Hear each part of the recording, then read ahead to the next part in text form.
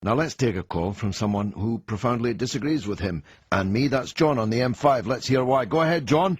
Hi, George. Hi, mate.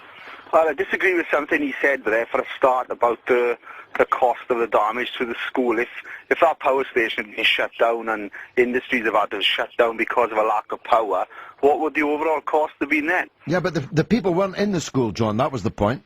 The police smashed into a school in which there was nobody. Well, I still disagree with and another thing he said, he's called them exactly what they are, kids that are protesting. And this is what I disagree with, George. I don't think protesting should be a legal act, full stop. But I don't think anybody you're having a laugh. You're having a laugh, George. I'm not, George. I don't think it. You think that the British public, the free country that our fathers and grandfathers fought to defend against fascism, for a time standing alone doing so, that we should be a country where no protest is allowed? You can't be serious, George, John. Right?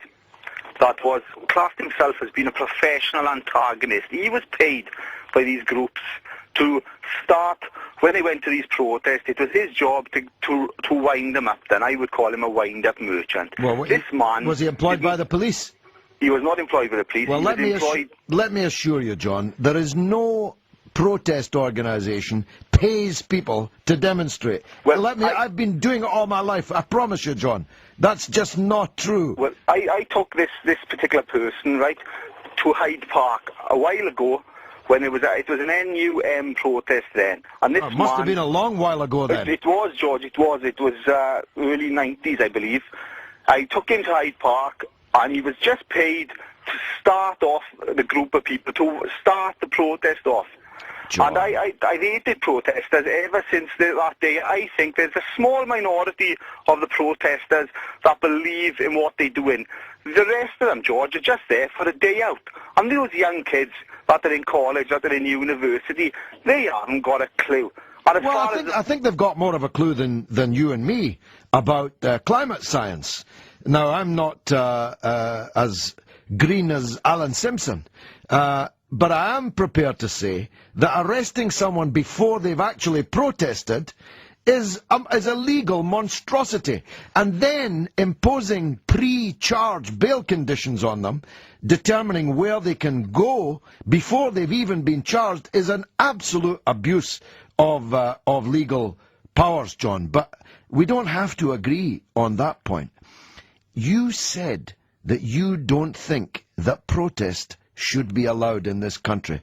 Now, John, I'm giving you an opportunity to think again about that. They shouldn't just stand back and leave them get on. It's unfortunate that somebody have died, right? It really is. But at the end of the day, it's bad luck, George. It's tough luck. It's what can happen.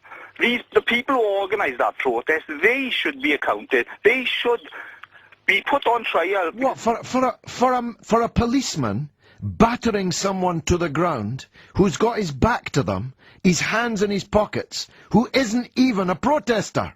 He's a newspaper seller who stands on the corner of the street selling the Evening Standard, for God's sake. You think that's just unfortunate, do you? It's very unfortunate, George, but I also think that the person who organised that protest should be brought... But he wasn't a protester. He was a newspaper salesman. And I know, and that is unfortunate why he's ended up... Well, John, before you give me a heart attack, I'm going to have to bring your conversation to a close. I just say this to you, John. Let's hope that you never visit London and get unfortunately caught up in one of these unfortunate events.